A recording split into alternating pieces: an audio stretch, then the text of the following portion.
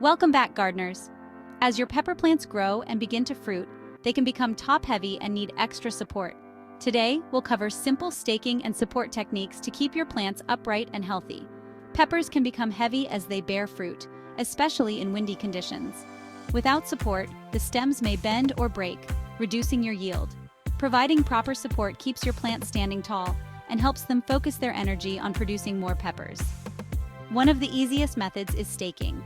Place a sturdy stake about 2 to 3 inches from the plant and gently tie the main stem to the stake using soft twine or garden ties. Another option is using tomato cages, which provide all-around support as the plant grows. Both methods work well, depending on the size and variety of your pepper plants. As your plants grow, check the ties regularly to make sure they aren't too tight, and adjust the support as needed. This ensures the plant stays upright and healthy throughout the growing season. With the right staking and support, your pepper plants will stay strong and productive all season long.